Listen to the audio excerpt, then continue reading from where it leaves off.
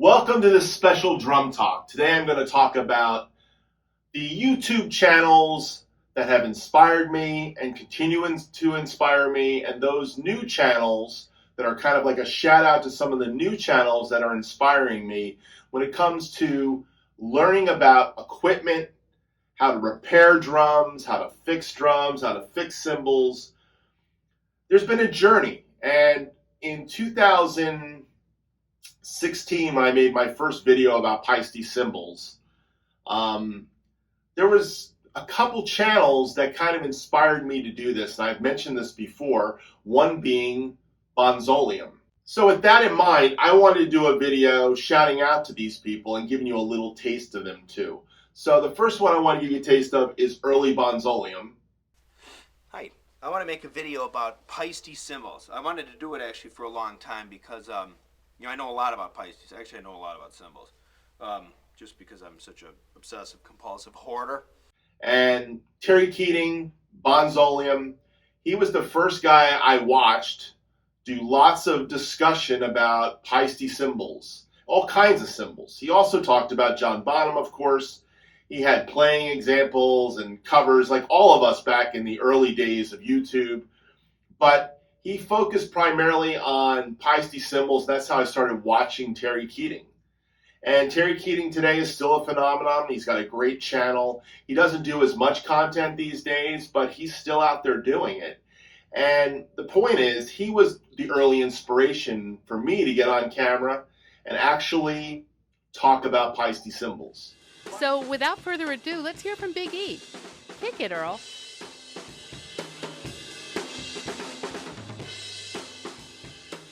In 1980, I went to Drummers World in New York City, and I was looking for a new crash cymbal. I just cracked my 16-inch thin crash, Zildjian crash.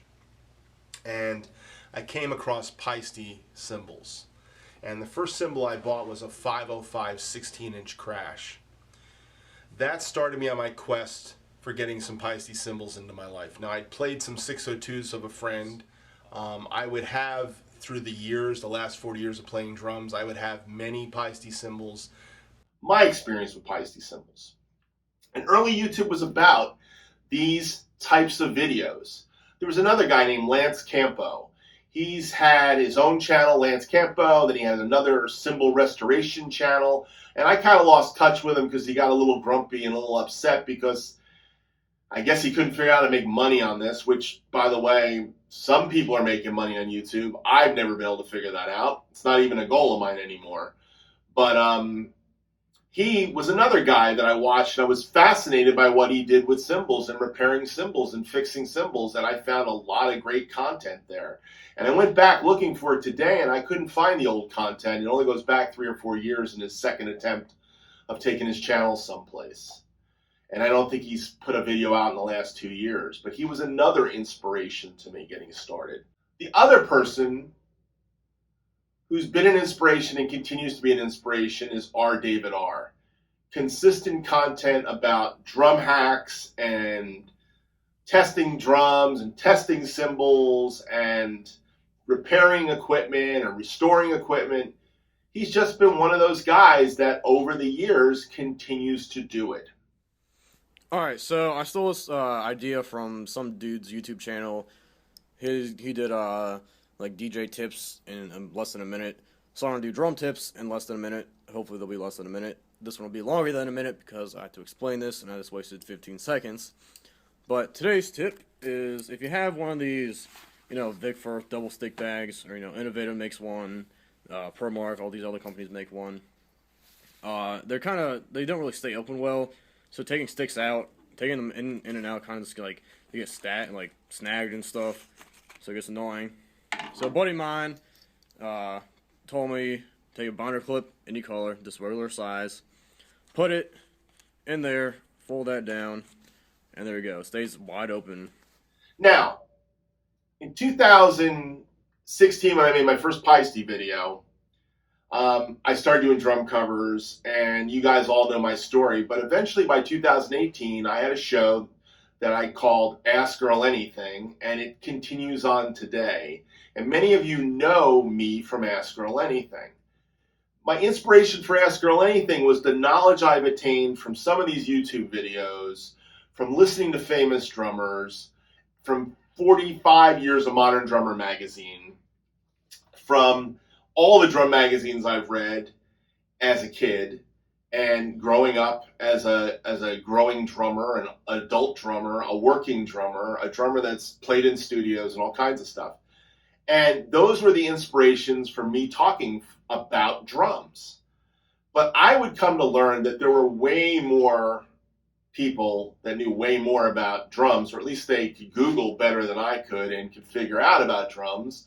And then they started developing their own theories, and then they started creating their own content. And right around 2018, when Ask Earl Anything was taken off for me, there was another channel that kind of made me stop doing my drum talk videos. I did a few drum talk videos, mostly about either famous drummers or my equipment, Paiste cymbals, Zildjian cymbals, Sabian cymbals. I have early videos of me talking about these topics. But then this one channel showed up, and I kind of got a little bit like, well, I'll keep doing Ask Earl Anything, but because you guys ask the questions. But I'm not an expert on anything, and I really don't have all the coolest production team, to kind of make sure my drums sound perfect and mix perfect. And there was a lot of guys that did that really well. One of them being Sounds Like a Drum. Hi, I'm Ben. And I'm Cody. And welcome to Sounds Like a Drum.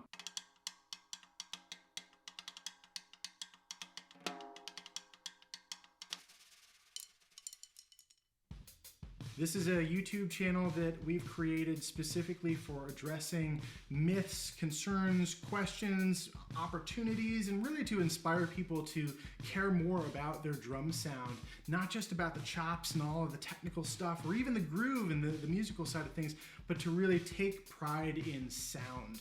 Of course. And Sounds Like a Drum started in 2018, and they still go today.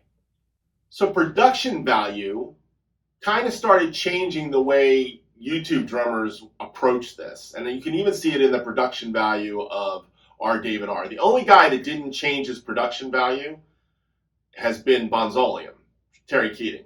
Terry Keating's videos continue to be Terry Keating videos the way Terry Keating has always done videos.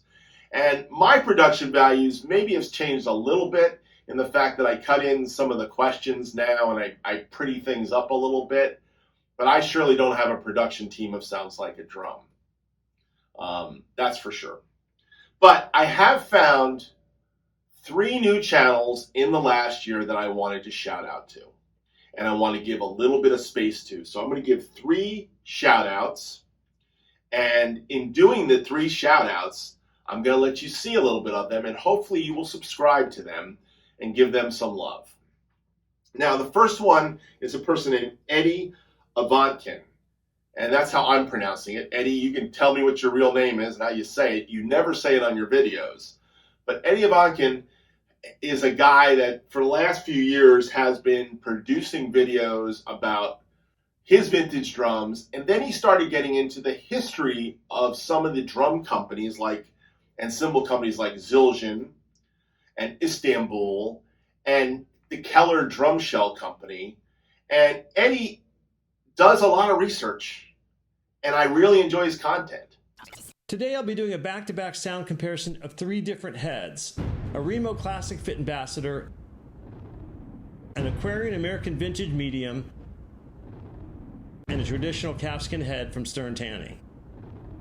The snare drum in the demo is this beautiful 1940 6.5 by 14 Leedy Broadway Standard.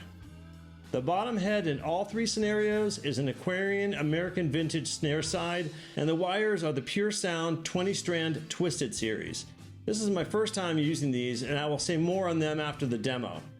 This is also my first experience using calfskin heads, and I found that it's not as simple as purchasing one online and throwing it on, especially on an oversized vintage drum like this one. They're also not cheap, and you should expect to pay somewhere in the neighborhood of $100 for a 14-inch head. There's not very many companies tanning hides these days, or people around who know how to hand tuck them. Luckily, where I live here in LA, I was able to grab my drum and bring it down to the Pro Drum Shop in Hollywood, where they hooked me up with a custom tucked head. So I really wanted to throw a shout out to Eddie and say, this is a guy you want to check out. So check him out. Now the next one is a guy named Sean goes by Sean10000011 or Sean's Drum Cave. And Sean is a collector of drums just like Eddie is. Eddie's a collector of drums. But Sean, he restores drums. He finds old drums and he restores drums and he's built some bottom kits. He seems like a craftsman. He's kind of like an R. David R. except for more not doing the crazy stuff to find an angle of what to do with his channel. He's just doing what he does. And I find his videos fascinating. I find his restorations fascinating.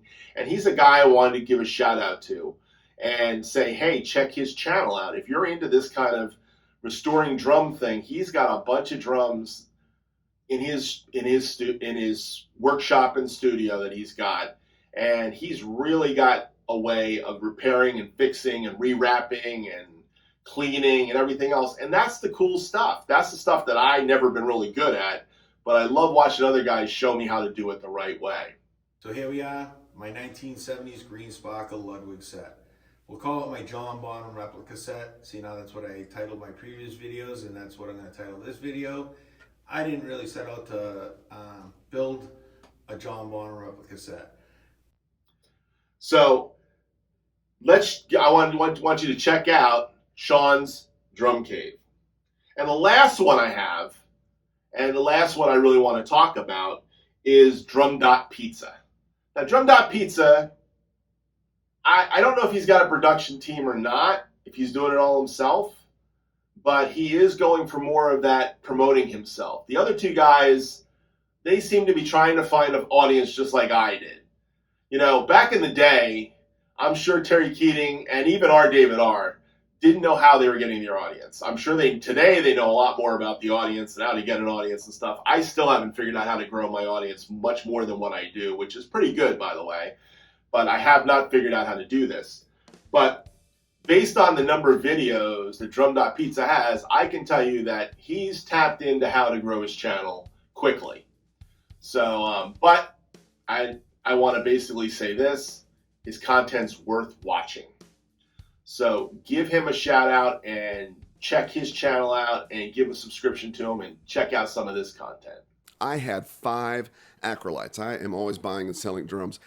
And at one point 3 years ago, I literally had 5 acrylites from really 4 major eras of acrylite production. Had a 60s acrylite, a 70s acrylite, a late 80s acrylite, and a mid 90s acrylite, which are all pretty different drums. And in addition to that, I had a 1970 acrylite, which kind of straddled the difference in production in that the shell looks like a 60s shell, but it had the hardware that was in the later 70s. The goal of this today was to shout out to some of the new guys.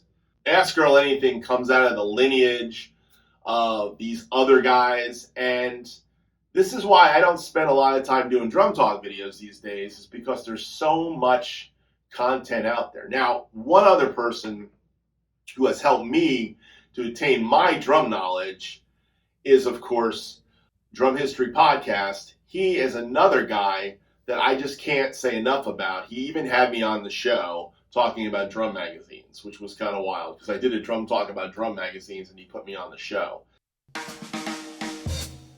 Hello and welcome to the Drum History Podcast. I'm your host, Bart Vanderzee, and today I am honored to be joined by Earl Bennett to talk about the history of drum magazine. You've made a very cool YouTube video that kind of started this whole thing that was the history of drum magazines, 1970s to 2022. And I think that's where drum magazines came in for me.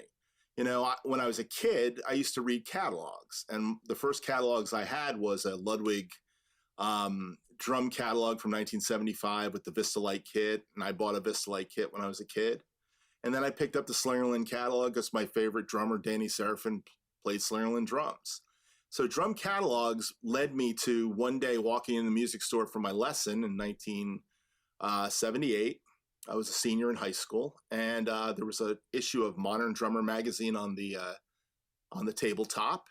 And in doing that, basically what I found was Tony Williams on there, and I never heard of Tony Williams. And I said, wow, what's this? And they said, this is a new magazine. We're starting to carry it. You want to buy one? And it was $2, so I bought one. These are the places I go to find out information about drums and where I talk about drums from on Ask Earl Anything. It's the drum magazines. It's these YouTube channels that inspire me. It's the drum companies' websites and YouTube channels where I watch their newest products coming out. It's the NAMM videos. And it's also, you guys inspire me to have to learn stuff because you ask me questions and I gotta go do the research somewhere and I do it. And I use my own little Google machine. Anyhow, thank you all for watching. I always appreciate your feedback, so leave feedback if this was a fun episode. Thank you, everybody. Shout outs to all those people that I'm going to shout out to. Hope you all see this. And if you don't, that's great too. Leave a comment if you do. Anyhow, take care, and I'll see you next time.